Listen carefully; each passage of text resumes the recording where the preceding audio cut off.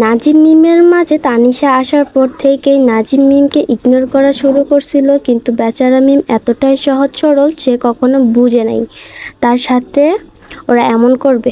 ব্যাপারটা একটু খেয়াল করুন, আসলে মিম অনেক সহজ সরল আর বোকা ছিল। খুব খারাপ লাগে এর জন্য। মজাটা সত্যি করে দিল নাজিম ভাইয়া, মিম আপুর জন্য খুব কষ্ট হচ্ছে। ভাবতেও খারাপ লাগে, মিম নাজিমের মতো এত এত ভালোবাসা কোথায় হারিয়ে গেল। গোটা জেনারেশন মনে রাখবে এদের কাহিনী। নাজিমের মতো স্বামী আর তানিশার মতো বান্ধবী পৃথিবীর কোনো মেয়ের যেন এরকম না হয়। অনেক সুখে আছে তানিশা, নাজিম মাঝখানে থেকে মিমের জীবনটাই নষ্ট করে দিল নাজিম।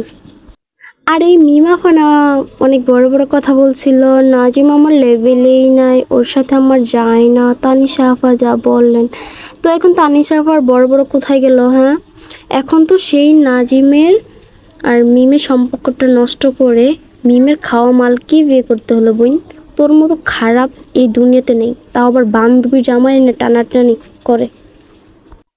এটাই সত্যি, ইতিহাস সাক্ষী সাফল্যের পর বেকার পুরুষ প্রথমে তার শখের নারীকেই ছেড়ে দেয়। এইটাই আমার কাছে এরা দুজনই হলো আসল ঋতুবান আর আসমানি ভাবি। নাজিমের স্বামী আর তানিশার মতো বান্ধবী কোনো মেয়ের না হয়। ব্যাপারটা একটু কেমন হলো না? একটু চিন্তা করেন তো, কে কোথায় থাকার কথা ছিল আর কে কোথায় আছে। প্রত্যেকটা বিচ্ছেদের পিছনে একটা করে মেয়ের নাম জড়িয়ে থাকে, সেটা যদি হয় বেস্ট ফ্রেন্ড, তাহলে আর কি বলার থাকে বলেন আপনারাই। ইতিহাস সাক্ষী, মেয়েরা মেয়েদের সুখ দেখতে পারে না, তাই আপনার সুন্দর সম্পর্কের মাঝখানে কখনো তৃতীয় ব্যক্তি জায়গা দিবেন না, সেটা হোক বেস্ট ফ্রেন্ড বা ফ্রেন্ড। যাই হোক, বাদ দিন, এদেরকে নিয়ে আর কিছু বলতে চান না। আপনারা আমার পাশে থাকবেন সব।